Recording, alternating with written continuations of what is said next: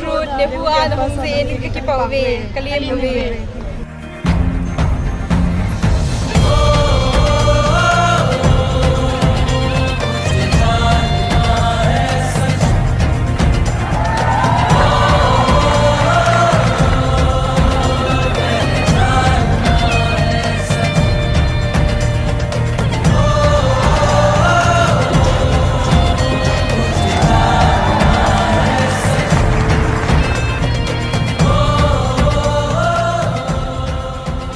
Namaskaram and good afternoon to everyone. Sadhguru, how can a person stay committed to someone in a relationship? Is it natural to love someone and yet be sexually attracted to others? What should be the proper course of action that should follow, or how does one handle this? See, there is a psychological integrity, there is emotional integrity, but there is a biological integrity also. Integrity does not mean morality. Integrity means you create a situation where it works best for you. So when we say integrity, suppose I say, there is a certain integrity to my body, this means it's strong and resistant to a whole lot of things, isn't it? It doesn't mean I'm morally stuck in something. So I'm talking about… I want you to understand the word integrity in that context. We're talking about integrity in terms of strength of this life. So if that is the thing, is it true? Do you remember how your great-great-great-great-great-grandmother 10 generations ago looked like? Do you remember? No. But her nose is sitting on your face. Yes or no? Body remembers, isn't it? Body remembers your forefathers 1,000,000 years ago, yes or no? So what you're calling as my body is a heap of memory, isn't it so? Yes. Memory or no? See, now from Nepal you came to Shillong, you eat a lot of this Meghalaya food, your features won't change because your body remembers what is your genetics, no matter what. Or you start eating, let's say, cow's food or dog's food, your body will not get confused and become a dog or a cow, because there is evolutionary memory in this. Do what you want, it never gets confused, isn't it? You start thinking I'm a dog and start barking like one, still the body won't change. Yes or no? Mentally you can, but body has such a deep-rooted memory. So this entire body, what you have, is essentially a certain integrity of memory. If that loses that memory integrity, then you will see it will become vulnerable to so many things. Now, the nature of the body is such that anything that you touch with a certain level of involvement will naturally absorb that memory. Not mentally, physically it'll absorb that memory. Traditionally in this culture, we call this runanubandha. You heard of such a word? Runanubandha. What this means is physical memory that you gather. Why people… you will see this with people, let's say in their home, they will go and sit in one place.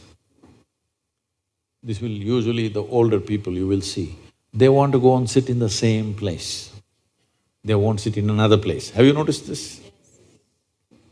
Even your dog, he comes, if he wants to sit here, he'll smell this, he'll smell that, he'll smell that, he'll smell that. And after much searching, he will settle down in that particular place. Next time you chase him somewhere, he comes, he goes and sits in the same place. Because there is memory. Today there is forensic equipment where you're sitting here right now, you went away. After 2, 3, 8 hours, if they come, not with a dog can easily do it. But with forensic equipment, we come here and just check this chair and we know it was you who were sitting here, not somebody else. So there is memory. Wherever you sit, stand, whatever you touch, there is memory and transaction happening all the time. Well, you come from Nepal, in India also it's very much there, in south is very strongly there, north maybe it's become weakened. We People never give salt to another person. Do you know this? Here also? If somebody gives you salt, you say, please keep it there. Because there are certain materials which transmit memory much better than others. Salt, sesame seeds, lemons, like this, if you give traditional people, they'll say, keep it there, I will take it. Because they don't want to develop runanabandha with you. Now, in India, if you see older generation of people, if you try to shake their hands, they'll do like this, because they don't want to get runanabandha with you. Because the idea is to keep the integrity of your body's memory in such a way that it doesn't become vulnerable to other things, that you become a very integrated life.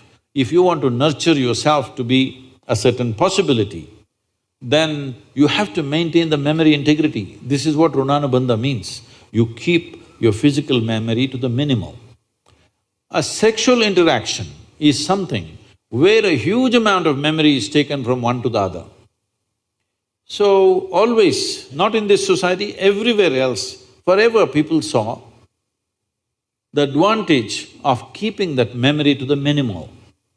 If you make that memory very complex, you will see to be at ease will become very difficult after some time. There will be pleasure, but there will be no joy in your life. You can observe people, don't go by what I'm saying. You can observe people, they will have pleasure, they will giggle all the time, but you look at them, there is no joy in them, there's no ease. Because the ease will go away with excessive memory. This is not only with sexuality, there are many other things that you do like this. Right now you see this very much in the Western societies. Wherever I go, especially in America, people will come, Sadhguru, where is my hug? I say, it must be with you. Why is it with me? It is not like at a certain moment when you feel close to somebody, you hug them. It's like all the time you have to touch people. Because today's psychiatrists are analyzing these things and saying that is because they have not been sufficiently touched by their mothers and parents at an early age. When they grow up, they're desperately longing to touch somebody all the time. All these things have a serious impact on one's life. How much physical contact when the child is born, this will determine how much physical contact they will long for later on. And the memory of what an infant picks up from the mother at that time, because till a child becomes 4.5 years of age, in many ways, energy-wise, it's not a separate life, it's still attached to the mother's body. Actually, if by nature if people go till then, they must be drinking the mother's milk and connected up to 4.5 years, that's how naturally it was. So, the energy doesn't mature. At that time, more and more memory that you get from the mother is better and better to strengthen this.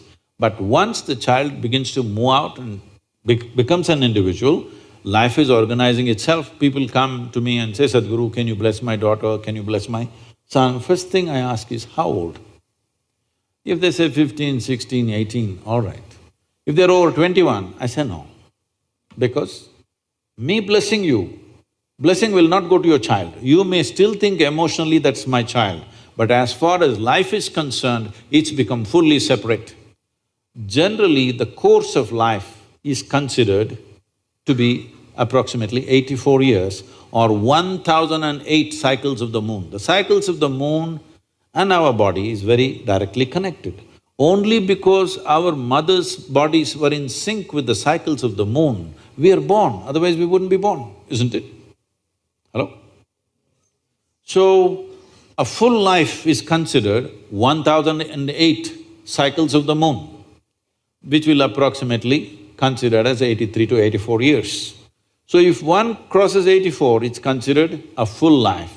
In this, the first quarter is the only time when it is connected to parentage. After that, the child must move, because energy-wise, you cannot connect those two lives anymore.